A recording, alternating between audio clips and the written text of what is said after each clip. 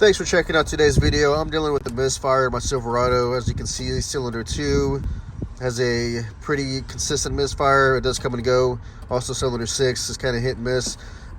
Even though this is a Silverado, I'm going to discuss what you can look for, the most common reasons why you could be dealing with a misfire. And fortunately, the most common reasons are usually the cheapest reasons for a misfire, but it can get kind of scary as to the source of your misfire and how much it can cost.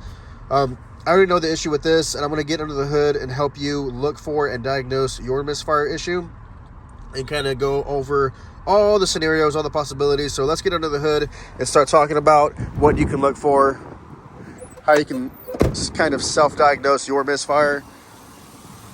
So here we're looking at the engine bay, right? This is a Vortec 5.3 liter.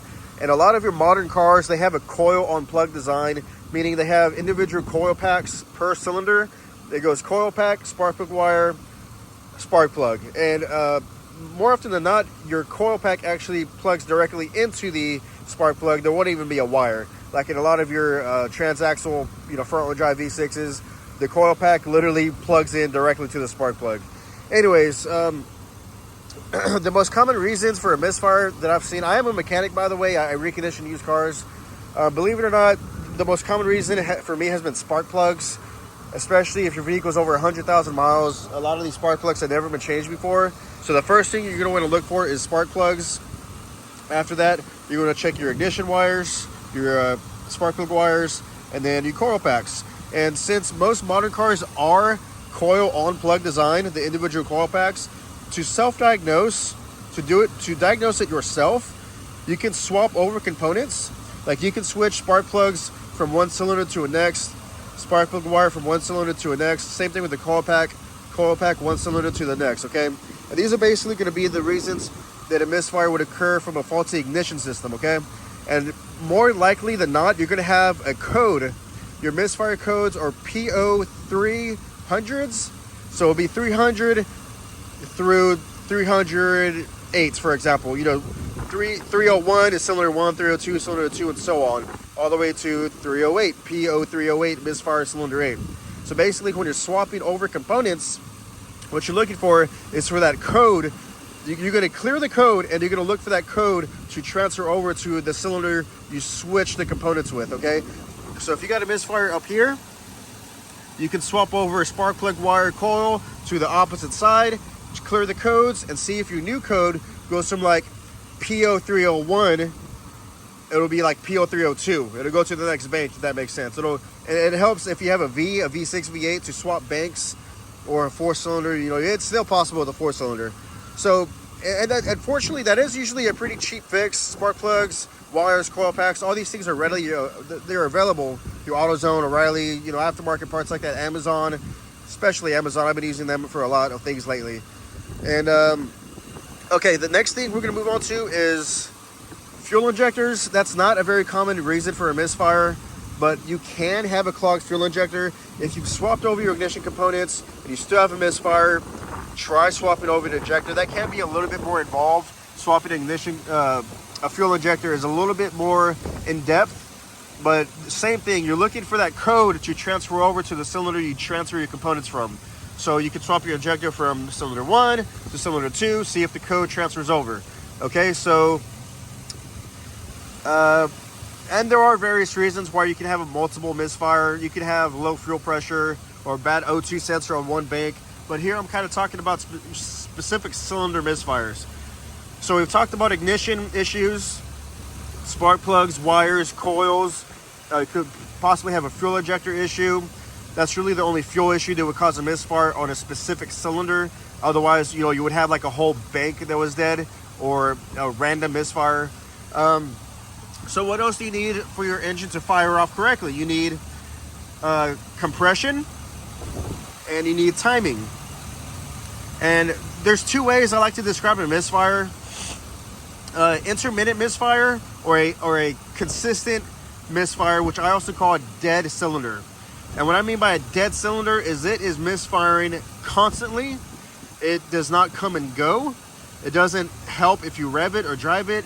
Under any load circumstance, it does not go away. That's a dead cylinder. It is not firing. And usually with coil packs, injectors, spark plugs, it can come and go under different loads, especially ignition problems. Your spark load, the more you demand spark, the more it can miss.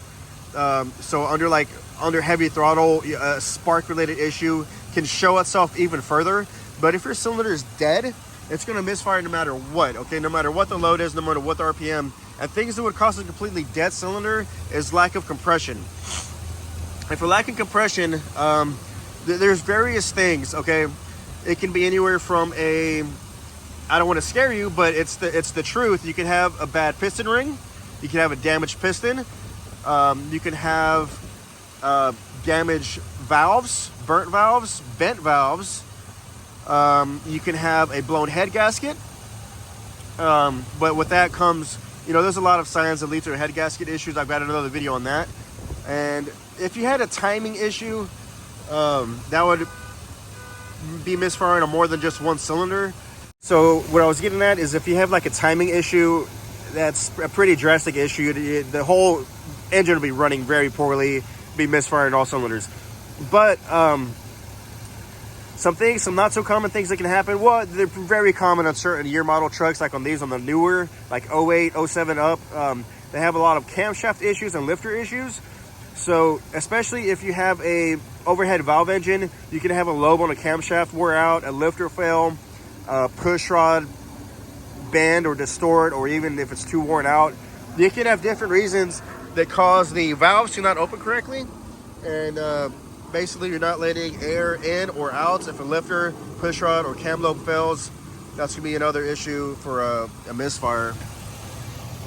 And it can happen on overhead cam engines as well. Like you can have a worn out lobe on an overhead cam, or let's see, on these engines, actually, it's still like an old school design, even though it's a somewhat modern engine, overhead valve engine. They have rocker arms, and it's very common for the bearings in the rocker arms to go bad. So if you're watching this and you have an LS engine, that could be another reason for a misfire. You can have a rocker arm failure, and that would not be opening a valve correctly. But that's more on the rare side. It doesn't happen too often, but it does happen, especially if you have a modified engine, aftermarket cam, stiffer valve springs. Basically, you're putting more strain in your valve train. That can be seen more commonly for that failure to happen. Anyway, so a quick recap on all the reasons you can have a misfire: spark plug, ignition wire, coil pack, fuel injector. So bad compression from a blown head gasket, messed up piston, messed up valves. Let's see, worn out cam lobe, lifter, push rod. Anything that's not allowing your valves to open and operate correctly. And anything other than that would probably cause misfires on multiple cylinders. So this is basically individual cylinder misfire scenario. Anyways, I hope this video was helpful. Thanks for watching, and see you in the next one. Later.